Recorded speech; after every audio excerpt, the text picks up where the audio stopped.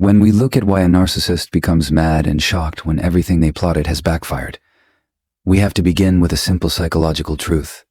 They genuinely believed they were in control. Narcissistic dynamics are built on prediction. Over time, they study your reactions. They observe what triggers you, what softens you, what makes you chase, what makes you defend yourself. They create an internal psychological map of you. And once they believe they understand that map, they operate with confidence. They assume they can provoke, withdraw, triangulate, smear, or discard, and you will respond in a familiar way. Their sense of power comes not just from manipulation itself, but from the certainty that it will work. So when it doesn't, something destabilizing happens. The shock you see is not moral awakening. It is structural collapse. Their internal model of reality fails. The script they wrote in their mind where you beg, react, crumble, or return does not unfold the way they anticipated. And for a personality organized around control, unpredictability feels like threat. Do you have to understand, narcissistic control is rarely loud in the beginning. It is subtle. It is relational. It is built through repetition. If every time they withdraw affection you pursue, that pattern becomes encoded. If every time they criticize you, defend yourself emotionally, that becomes part of the script. Over months or years, they begin to believe they can engineer emotional outcomes. But growth changes the equation. When you heal, regulate your nervous system, set boundaries, or simply choose silence, you disrupt the system they relied on. You are no longer the predictable source of emotional supply. You are no longer reacting in ways that confirm their dominance. And this is where the anger comes from. It is not just frustration. It is ego injury. It is the painful realization that their control was conditional dependent on your participation. When you withdraw that participation, the illusion of power weakens. There is also something deeper happening psychologically. Narcissists often equate control with safety. In early development, unpredictability may have felt dangerous. Control became a way to manage anxiety. So when their strategies fail, they are not just losing influence over you. They are losing an internal coping mechanism. That loss can trigger panic, rage, or intensified manipulation attempts. They may double down. They may escalate. They may attempt new strategies, guilt, charm, threats, smearing, anything to restore the old dynamic. But what truly unsettles them is this: you evolved beyond the version of yourself they calculated. They underestimated your capacity for growth because they believed your identity was static. They believed your attachment to them was permanent leverage. They assumed that your emotional responses were fixed traits, not adaptive patterns you could unlearn. When you step outside the script, their prediction model collapses. And without prediction, they feel exposed. There is something almost philosophical here. Power that depends on another person's weakness is never stable. It is borrowed power. The moment the other person strengthens, the system destabilizes. That is why they are shocked ties, and not because karma struck them. Not because fate intervened, but because the equation changed. You changed. And when someone's entire strategy was built on the assumption that you would never outgrow them, your evolution becomes their greatest miscalculation. The real backfire is not dramatic revenge. It is simple transformation. And nothing unsettles a manipulator more than realizing the person they thought they controlled has become uncontrollable. If we continue this line of thinking, we begin to see something even more revealing. Most narcissistic strategies are not built around who you are now. They are built around who you used to be. When a narcissist plots, calculates, or manipulates, they are drawing from historical data. They rely on patterns. They remember the version of you that tolerated inconsistency, the version that overexplained, the version that reacted emotionally, that chased closure, that tried to fix what they broke. Their entire psychological strategy is constructed around your former responses. And here is the critical point. They assume continuity. They assume you are static. Narcissistic personalities often struggle to perceive others as evolving individuals. In their internal world, people become roles. The forgiving one, the emotional one, the jealous one, the strong one who always comes back. Once you are categorized, you are mentally frozen in that position. And every future action they take is calculated based on that fixed image. So when you change, truly change, it disrupts more than a plan. It disrupts their cognitive framework. Perhaps you went to therapy. Perhaps you educated yourself about trauma bonds. Perhaps you strengthened your boundaries quietly without announcement. Perhaps you simply became tired of repeating the same cycle. To whatever the catalyst, something shifted internally. You no longer respond from wounded reflex. You respond from awareness. But they don't see that shift immediately. They initiate the same strategy: withdrawal to provoke pursuit, provocation to trigger reaction, triangulation to create insecurity, a smear campaign to bait defense. They expect a familiar emotional choreography, and when it doesn't happen, confusion sets in. Because in their mind, the old script should still work. This is where the shock becomes visible. It is the moment they realize the person they thought they understood is no longer predictable. Their manipulation was calibrated to your old wounds, but you are no longer operating from those wounds. And psychologically, that is destabilizing. There is something important to understand here about identity. When you are trauma-bonded or emotionally entangled, your nervous system is reactive. It seeks relief from anxiety. It seeks validation. A narcissist learns how to activate and soothe that system strategically. That is how control is maintained. But when you regulate your nervous system independently, when you no longer require them for emotional closure, the dynamic collapses. They miscalculated because they assumed your growth would stall. Often, narcissists project their own resistance to change onto others. Since they struggle with deep internal transformation, they unconsciously assume you will remain the same, that you will stay attached, that you will remain available for manipulation. Your growth exposes their stagnation. And this is where anger begins to mix with shock. Because your evolution is not just inconvenient, it is humiliating. It reveals that their influence had limits. It proves that the version of you they relied on was temporary, not permanent. From a philosophical perspective, this speaks to a larger truth. Any strategy built on someone's weakness will eventually fail if that person chooses strength.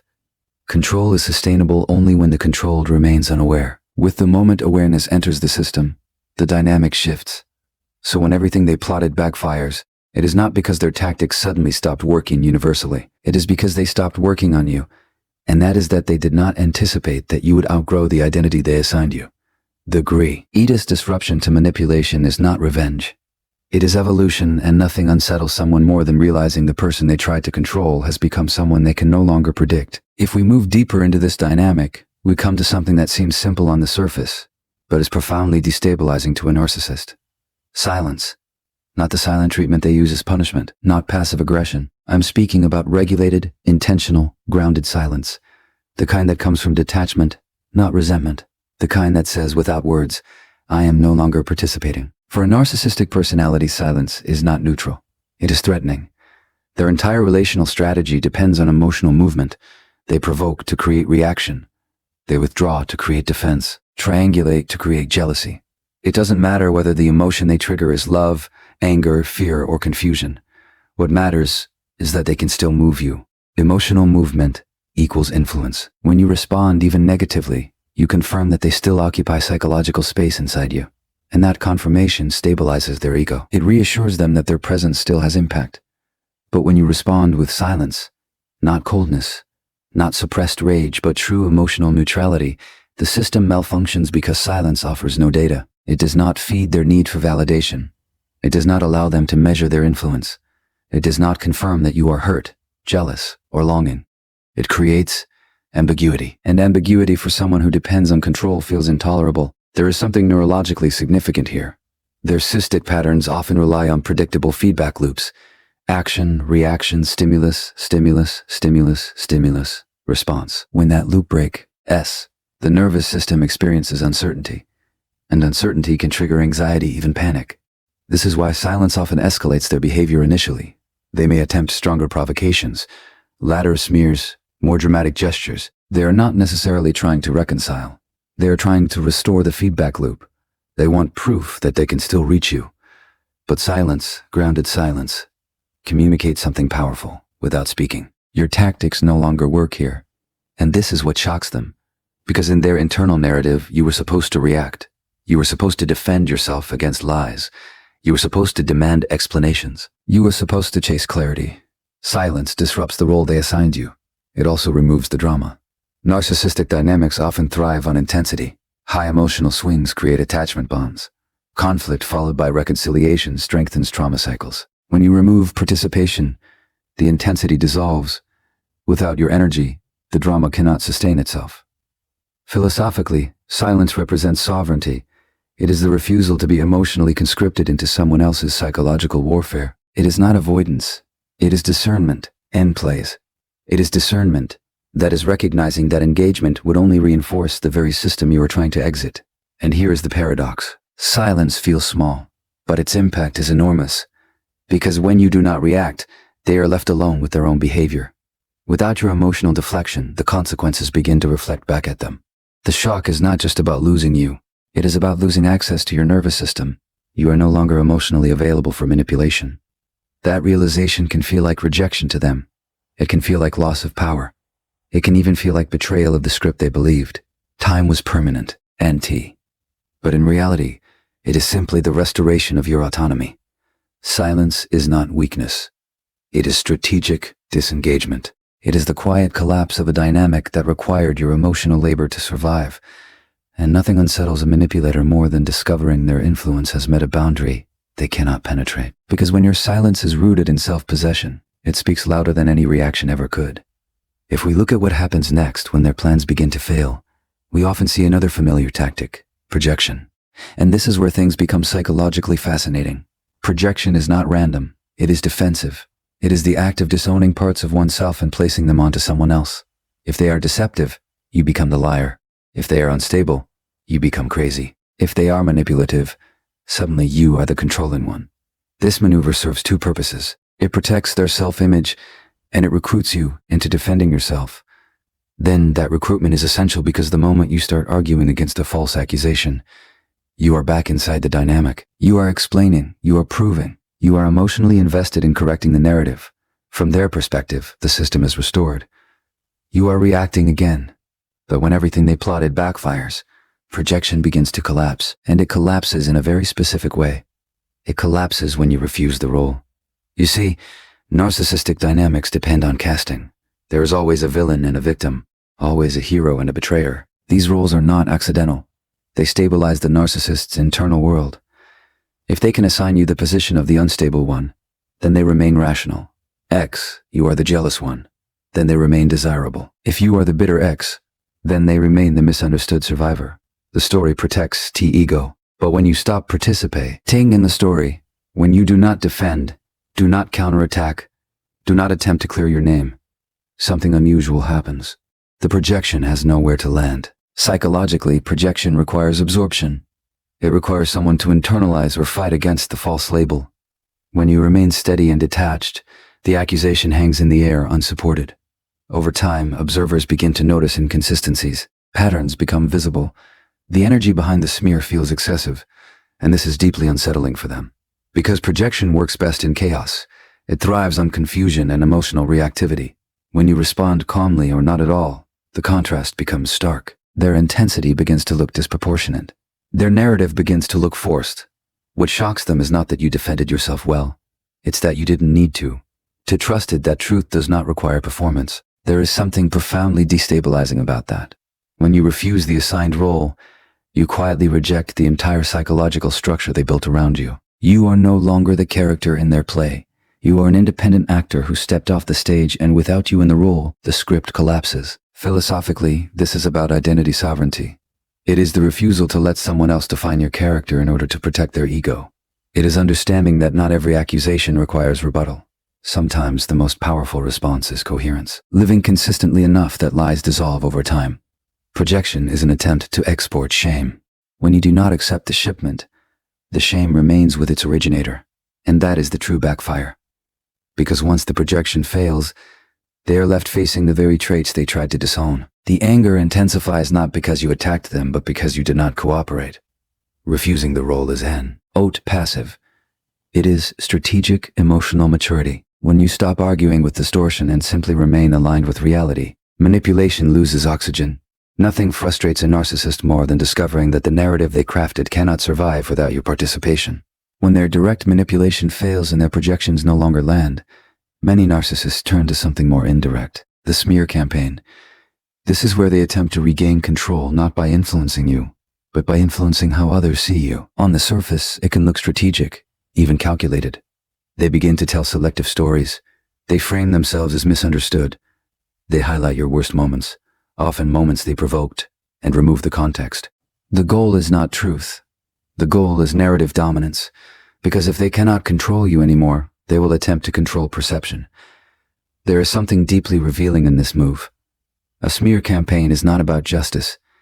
It is about restoring ego equilibrium. When everything they plotted backfires, when you don't react, don't chase, don't defend, they experience a loss of psychological leverage, so they seek a new arena where they can feel powerful again. Public opinion. But here is where the backfire becomes subtle and profound. Smear campaigns depend on urgency and emotional charge. They rely on your immediate reaction. They expect you to rush in and correct every lie, to defend your character passionately, to try to win allies. That reaction would create more drama, more noise, and in that noise, their narrative can survive. When you refuse to engage, something different happens. Your consistency begins to speak over time. People observe patterns. They notice contradictions. They see that you are not behaving in alignment with the accusatory ends. And they also observe something else. The intensity of the smear often reveals more about the one spreading it than about the target. Emotionally regulated people do not need to destroy others to validate themselves. What shocks the narcissist is not that you fought back harder. It's that you trusted time. You trusted your character. You trusted that integrity compounds quietly. Then this, and this, is deeply destabilizing, because smear campaigns are fueled by insecurity. They are attempts to outsource shame, painting you as flawed, unstable, or malicious. They attempt to distance themselves from their own behavior. But when the campaign fails to generate the desired collapse, when you remain grounded and your life continues forward, their credibility begins to erode. There is something almost mathematical about it. If one person consistently accuses and dramatizes while the other remains composed and steady, observers eventually question the imbalance. People may not confront them directly, but doubt enters the system, and doubt is enough to weaken narrative control. From a psychological standpoint, this is the natural consequence of manipulation. When someone repeatedly distorts reality, their trust capital depletes. You do not need to attack them. Their own pattern becomes visible. The irony is that smear campaigns often accelerate the very exposure they are meant to prevent. In attempting to control perception, they overextend. They exaggerate. They reveal resentment. And resentment is difficult to disguise long term. Meanwhile, your restraint becomes strength. This does not mean it is painless. Being misrepresented can be deeply wounding. But when you resist the urge to descend into chaos, you step outside the battlefield entirely. And that is the true backfire. Because manipulation thrives in reaction, but it withers in dignity. In the end, reputation built on distortion is fragile. Character built on consistency is resilient. And when you allow truth to unfold without forcing it, the noise fades, but integrity remains. There is another layer to this shock that often goes unspoken.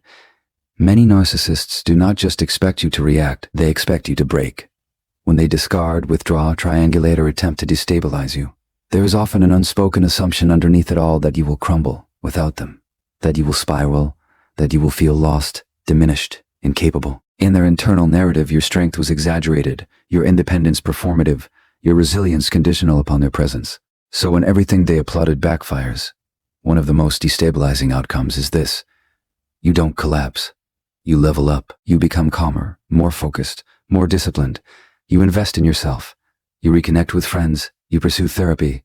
You start taking your health seriously. Do you rebuild your life in ways that are visible? Not loudly, not to provoke them, but steadily. And this is where the real ego injury occurs. Because their strategy was rooted in a hierarchy. In their mind, they were the prize. They were the emotional center. They believed that removing themselves would create a vacuum in your life, that absence would equal devastation. But instead, absence becomes space. And in that space, you grow. Psychologically, this disrupts something fundamental. Narcissistic personalities often regulate their self-worth through comparison. If they can believe you are struggling without them, their superiority remains intact. If they can imagine you longing, regretting, deteriorating, then their narrative holds. But when evidence contradicts that, when you appear stronger, more grounded, more self-possessed, the hierarchy collapses. It forces a confrontation with an uncomable possibility. Perhaps they were not the source of your stability. Perhaps they were the source of your chaos. That reversal is difficult to process. Instead of gratitude for your growth, they may experience resentment instead of admiration. They may attempt to diminish your progress. They may say you've changed, as if growth is betrayal. They may try to minimize your achievements or reinsert themselves just to test whether the old dynamic can be restored, because your elevation represents loss of control. There is also something deeper happening beneath the ego. When you level up after being discarded, It challenges their internal defense that they are indispensable. Narcissistic structures often mask profound fears of inadequacy. If you thrive without them, it threatens the belief that they are uniquely necessary, and so the shock becomes layered. Surprised at your resilience, anger at their miscalculation, and anxiety about their own replaceability. From a philosophical standpoint, this is the quiet power of self-development. You did not fight their plot directly. You simply refused to collapse under it. You redirected your energy inward instead of outward. And that is what makes it so disruptive, because they were prepared for conflict. They were prepared for drama. They were prepared for tears and pleas and emotional volatility. They were not prepared for discipline. They were not prepared for you to transmute pain into growth. When someone expects you to shrink and instead you expand, it forces them to confront their own stagnation. And that confrontation can feel unbearable. The greatest backfire is not revenge. It is resilience. When the person they tried to destabilize becomes stronger, wiser, and less accessible, their strategy is exposed as flawed from the beginning. Tell us. And nothing unsettles a manipulator more than realizing their attempt to break you became the catalyst that built you. If we go even deeper, we begin to see that what truly destabilizes the narcissist when everything backfires is not just losing you, it is losing supply. This is a concept that must be understood clearly. Supply is not love. It is not partnership. It is not intimacy. Supply is emotional fuel. It is attention, admiration, reaction, validation, even conflict. Anything that confirms their psychological significance. For someone organized around fragile self-worth, supply regulates the nervous system. It soothes internal insecurity. It reinforces the false self. When you praise them, chase them, defend yourself against their accusations, or even argue passionately, you are feeding the system. You are confirming that they matter deeply in your emotional world. When you withdraw that energy, something destabilizing happens internally. At first, they may tell themselves it does not matter, that they have options, that there are other sources of validation. And sometimes there are. But what they are actually losing is not just a person. They are losing a predictable source of emotional regulation. You were familiar supply. You responded in known ways. You reacted on cue. You engaged in cycles they understood. Your nervous system was entangled with theirs. That entanglement created stability for them, even if it created chaos for you. When that entanglement breaks, they feel it. And this is where the shock intensifies, because it exposes dependency. Not yours, but theirs. Narcissistic personalities often project neediness onto others. They accuse you of being too attached, too emotional, too reliant. But beneath that projection is a deeper truth. They are dependent on external validation. To maintain their internal equilibrium to supply stops, they are left alone with themselves, and that can feel terrifying. Without admiration, they must face insecurity. Without reaction, they must sit with silence. Without control, they must confront unpredictability. These internal states are often what the narcissistic structure was designed to avoid in the first place. This is why you may see escalation when supply is cut off. Hoovering attempts, sudden apologies, provocations, public displays meant to incite jealousy. Provocations, public displays meant to incite jealousy. They are not always attempts at reconciliation. They are attempts to restore regulation. They want to know, can I still access you, a liver? They want to know, can I still access you, ideal? But when everything they plotted backfires, and you remain emotionally unavailable to the old dynamic, the system destabilizes further. The ego experiences injury. Not because you left, but because you are no longer responsive. There is something profoundly humbling in that realization for them, because it reveals that their power was conditional. Intensible because it reveals that their power was conditional. Dependent on your participation. It depended on your nervous system being hooked into theirs. When you unhook, the illusion dissolves. Philosophically, this speaks to autonomy. Emotional independence is not coldness, it is sovereignty. It is the ability to regulate yourself without requiring validation from someone who once destabilized you. When you reach that point, you are no longer supply. You are self-contained. And that is deeply unsettling to someone who once derived stability from your reactions. The backfire then is not dramatic revenge. It is the quiet removal of access. It is the realization that the emotional pipeline has closed. They are mad and shocked not simply because they lost you, but because they lost control over how you feel about them. And when someone can no longer extract emotional fuel from you, they must either evolve or confront the emptiness they have been avoiding all along. When we reach the final layer of fate, is dynamic. We have to move away from mystical language and towards psychological reality. People often call it karma when everything a narcissist plotted backfires. But what we are really witnessing is consequence. not cosmic punishment, not fate intervening. Consequence, tupulation erodes trust. Repeated deception fractures credibility. Control tactics weaken connection. Smear campaigns damage reputation over time, especially when inconsistencies accumulate. Emotional exploitation exhausts people. These are not spiritual laws. They are psychological and relational laws. And what shocks the narcissist is not that the universe targeted them. It is, that the system they relied on was unsustainable. Titillation can appear effective. You can provoke someone and get a reaction. You can provoke someone and, get a reaction. You can triangulate and create jealousy. You can distort facts and temporarily shift perception. You can discard and expect someone to chase. In the short term, these tactics work because they exploit emotional vulnerability. But long term, relational stability requires trust, coherence, and integrity. Without those, every connection becomes fragile. Every alliance becomes conditional. Every reputation becomes precarious. When everything backfires, what is happening is not mystical justice. It is the natural collapse of unstable architecture. You cannot consistently distort reality without eventually being seen as unreliable. You cannot repeatedly betray trust without people withdrawing. You cannot weaponize relationships without creating isolation. Over time, patterns reveal themselves. The narcissist is often shocked because they believe they were the exception to consequence. Their charm, intelligence, or strategic thinking convinced them they could outmaneuver the system indefinitely. They mistook short-term wins for long-term power. But psychological systems are cumulative. Every action deposits something into the relational bank account, either trust or doubt, respect or suspicion. When their plots unravel, it is often because the account was already overdrawn. And this is where the shock turns into anger, because consequences feel unfair when you are accustomed to avoiding them.